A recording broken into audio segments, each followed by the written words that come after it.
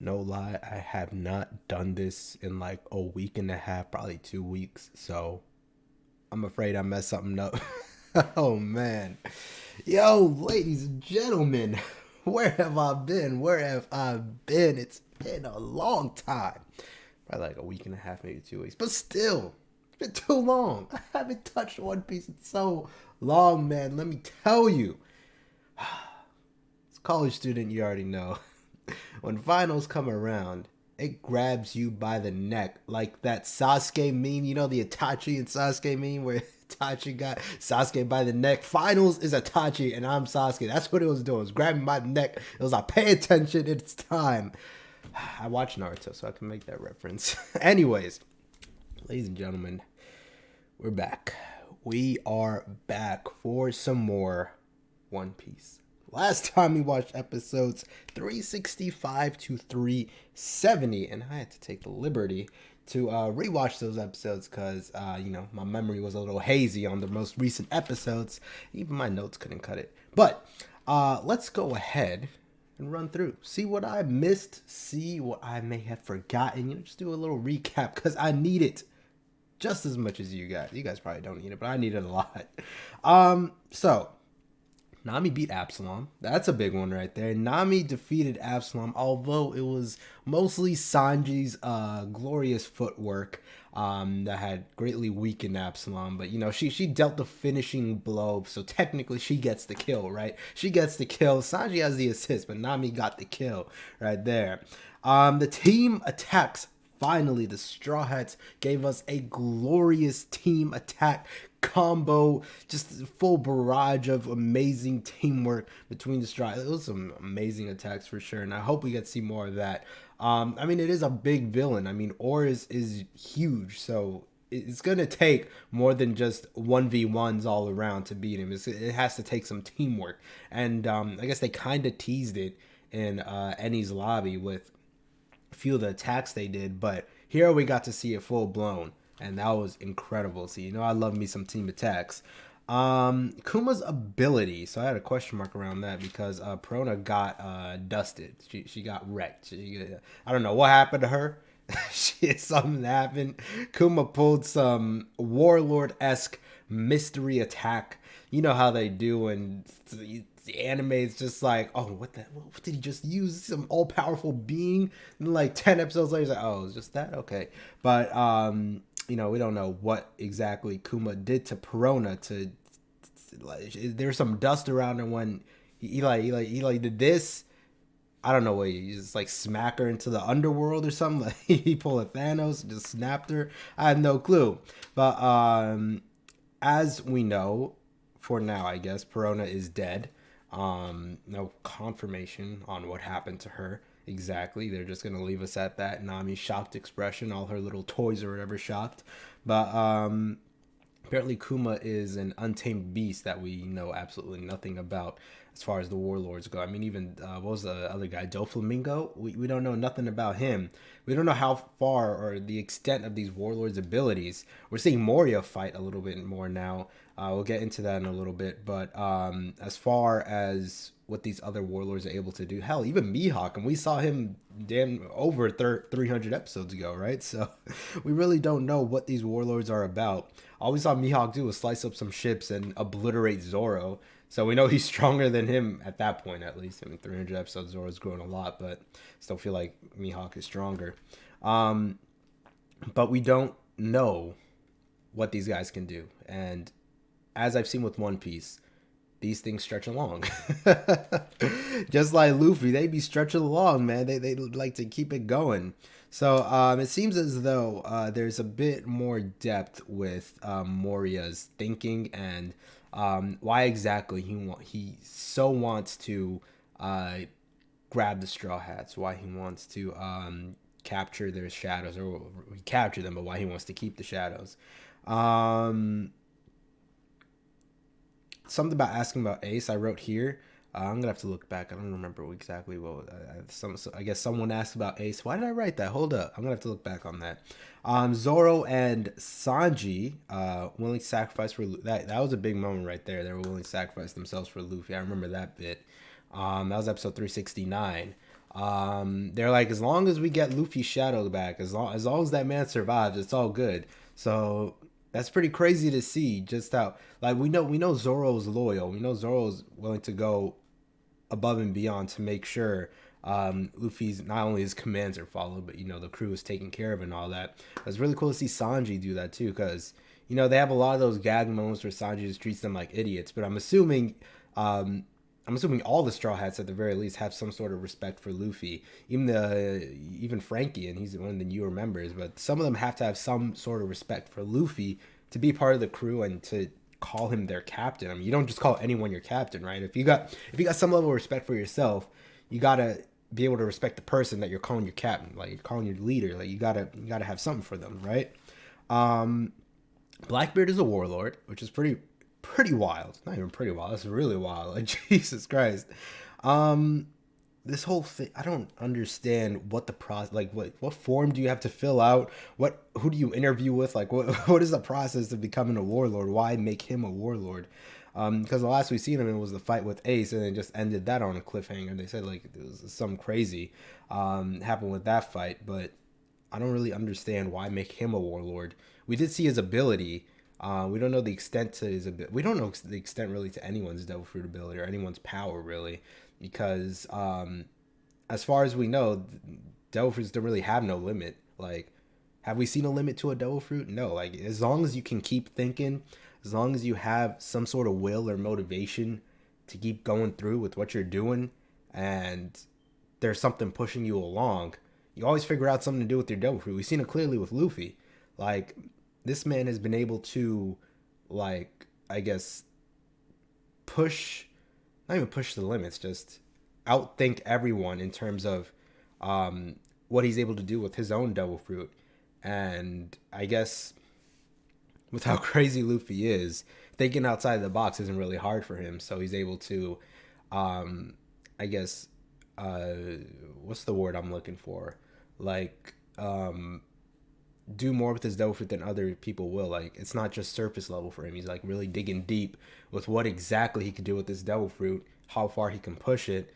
Most people just use their devil fruit for what its main name is or what its main power is, but Luffy's like, really experimenting with it, what exactly you can do with it. Even like Robin, Chopper, like a lot of people, not only on the Straw Hats but outside the Straw Hats, we see people that are able to really twist and turn their devil fruit and use it for um, attacks and support abilities for much more than it really is. Like we saw recently with Robin, she was able to make wings out of all of her hands or whatever. We know with Chopper, he has a little he has a rumble ball, so he's able to alter his devil fruit that way.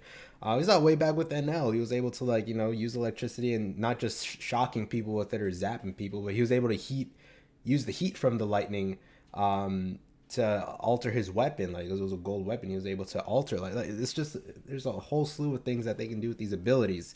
So I really don't think there's too much of a limit to what they can do. Because if we look at other anime like Hunter x Hunter, like the extent of their abilities are unknown too, just because it's the same thing here. Like it's just how you think about it. So that's really cool to see, and I think that really helps with the longevity, or is it longevity, whatever, of the series, because um, if there's no limit to the abilities, then you really can just go above and beyond with it, which is really cool to see. Brook saves the crew. He was able to assist the crew with the big bag of salt that they're somehow gonna have to force Oars to ingest, even though this man Moria decided to hunker down inside of Oars' stomach and make his home there. He's basically controlling Oars like he's like a giant robot, like some mech suit or something like that. Like he's Diva. He just hopped inside of his mech suit. Overwatch reference if you guys didn't know. And episode 370, we got introduced to Nightmare Luffy. Not really introduced to really, but we explained to what it is. We didn't really get a good look at him other than like a close-up shadowy look. But speaking of shadows, it's literally just 100 shadows jam-packed into Luffy. He's able to take the power of these shadows and use them to become stronger. We did see that he was able to sort of use the abilities of or the skills, I guess, of the shadow that he inherits, and through that, like, you know, he takes a shadow of a swordsman, he's suddenly able to use swords. Like, he got that Zoro skill going, and I guess that kind of undermines what he said way back when in Arlong Park, and I think he said it before in Eddie's lobby, but it's talking about how like he can't use swords for shit. He can't cook. He can't snipe. He can't navigate. He can't do none of that. That's why he needs other people. But if he just takes shadows, he can do all of that, right? That's thinking too deep into it. But that basically wraps up everything that we had seen last time, and it's good for me to really just catch up on what I saw before. So we're gonna get into it now. Episode 371. Let's go. Play button. Oh my god, that was quick. Jesus. And turn it up. Right, he could stretch now too. I don't, why? Just a why. Like, this man needed to become even more overpowered. Now he could stretch. That was his only caveat. That was the only thing that he couldn't do. Stretching isn't your thing, though. You're not supposed to be able to do that. He's using the spear. My god. Jesus. The thing about being able to stretch that far, it really winds up your power. It's able to... Yeah, exactly.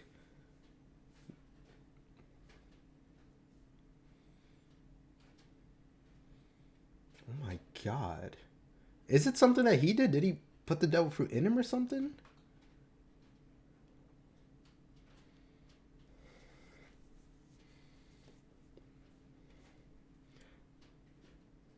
Shadow Revolution.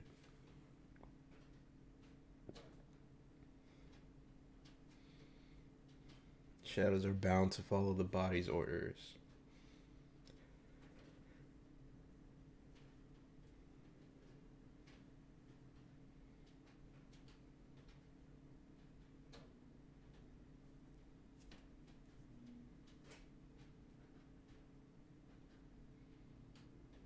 No, I can't.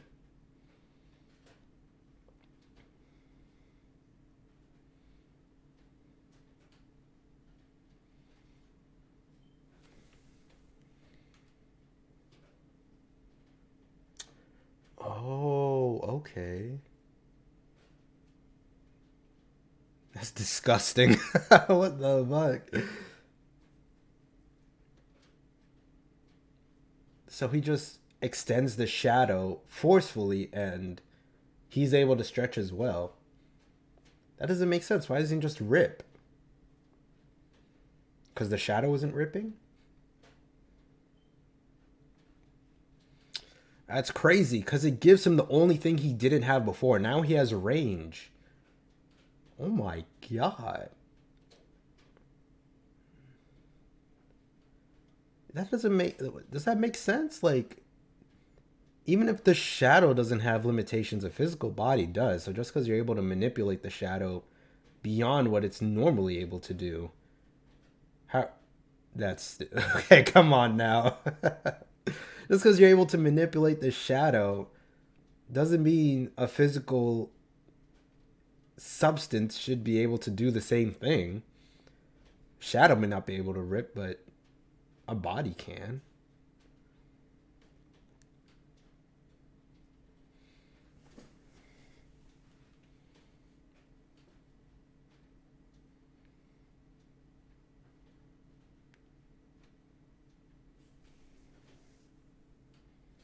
What, he wanted to do it himself?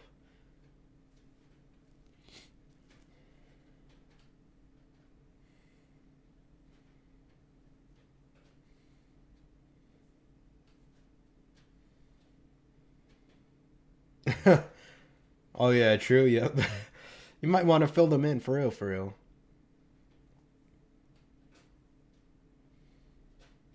Exactly.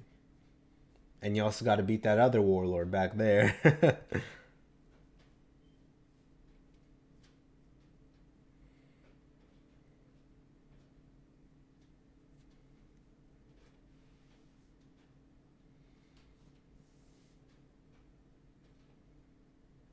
Another favor. Come on, we already got your shadow back.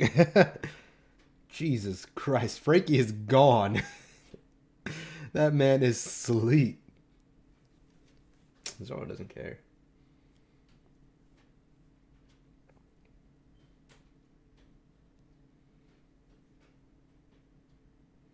Oh, is he about to launch like Frankie? Frankie got blasted, bro. Oh, what is she doing? Oh, they adding some new shit to this now.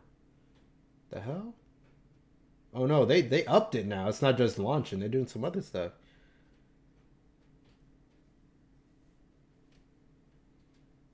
Yeah, you could say that again. There's nothing more painful than unpaid debt. It's the real shit Brooke said. Oh God. And then she's spinning it. Oh, and then let him know. Let him know. Rubber is the ultimate weapon. Is he boosting it even more? Tell him, Luffy. He's stronger than you'll ever know. Oh no. Oh no! Get back! Get back!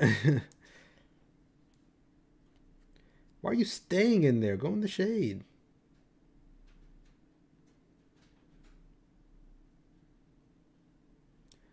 He's going gear third in gear second?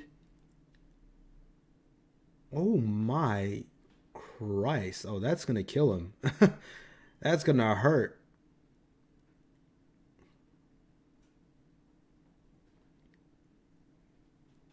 Second wears out your body, and third wears it out even more. Oh, he's not moving after this. Yep, exactly. He is not moving after this, without a doubt. This is literally his final attack.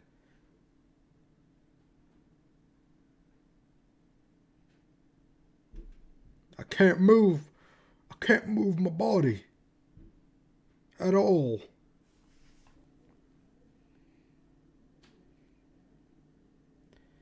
I'm telling y'all, Usopp's voice actor's voice was bleeding. His throat was bleeding when he was doing that whole speech. Does he just buff up his chest? Luffy don't care. You think Luffy care about getting torn up? It's literally a gumball. He's a giant bubble gumball. Jet shell. So just literally just tackled him. That was a third gear second tackle. It was a big head, but he trucked him. Boy. He's gonna bounce away. Y'all heard that sound effect? Throw up. Throw up like me on a Saturday night after too much to drink. Too much drinking, a bit too much Henny. That's how everyone be. Bit too much whiskey in the system.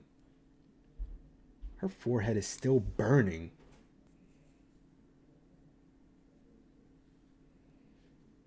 My God. Wait, who's she talking about? Oh, okay.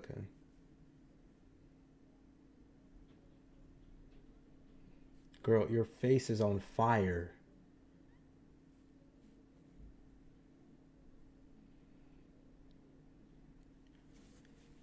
The shadows are right there.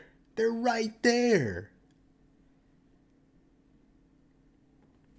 Moria, if you win like this, is it really a win? This is kind of a desperate win right here.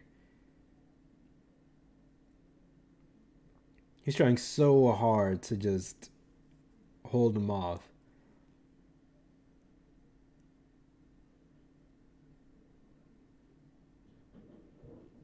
They're like, all y'all just leeches. You're just waiting. Is he coming back at him? He's back up. Oh, if he hits him again with that, he's dead. Mm-hmm. Jesus. There it is. Yeah, that's it. That's it. That's the final one. That makes me want to throw up just when it... My God. What? He's deflated. Oh, yeah, that's it. That's it. Destroyed by your own building. Destroyed by your own mansion. That is poetic justice, if I've ever seen it. Beautiful.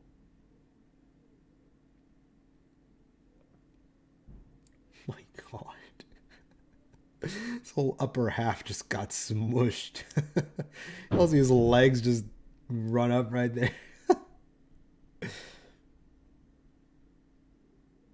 And that's it. That's all she wrote. You done. Yeah. Look, oh my God! It's all just he's gargling it, bro. He's just gargling that shit. Get him, Straw Hat. That's what it is. Yeah, he's tiny, tiny. He's gone forever. In the new world, you'll face the real nightmares. You tell me what we've faced so far hasn't been real nightmares? What have we done so far? Bro, that was a Dragon Ball Z sound effect. He used the Kamehameha out of his mouth. Oh my God, he threw up. He literally threw up. Like he literally threw up. Oh, there it is. Here comes the sun. That's a Lion King moment. Who's getting burned first? No! Zoro's face! That was his whole... No! Oh my God, y'all move. Jesus. Zoro, why are you just... Okay, I understand it's badass. But just duck. Let's move to the shadow. I understand why Luffy can't move. What are y'all doing? Where is the shadow? It just went up. Where'd it go? Heaven? Impossible. It's disgusting. That was disgusting. Oh my Lord. Okay, so Moria's defeated. He threw up every single shadow. All 1,000 shadows have been blasted out of his body. You know what? I'm gonna say it. Moria wasn't as menacing as the other villains we faced. This battle felt quicker than a lot of the other ones. I think every other battle that we've had so far felt a lot quicker. I don't know, maybe it's just because I haven't seen him in a while. If I watch him again, it's like, oh, it felt quick. But I feel like they beat Moria pretty quick. They figured out some countermeasures for him pretty quickly. I don't know. It just didn't feel as menacing or as gripping as any of the other I don't know. But that wraps it up for this one, ladies and gentlemen. I think I'm going to wrap it up here and continue on with the episodes in the next video here. So we actually got a lot done with this one. I mean, Moria is down and now. We got to see Nightmare Luffy in action. We got to see a combination of Gear 3rd and Gear 2nd. Where else would you see that other than Thriller Bark? I hope you guys like this episode. I hope you guys love this episode. And I hope we can get back into some episode cranking moments here. Thank you guys so much for watching, and I hope to see you in the next one. Peace.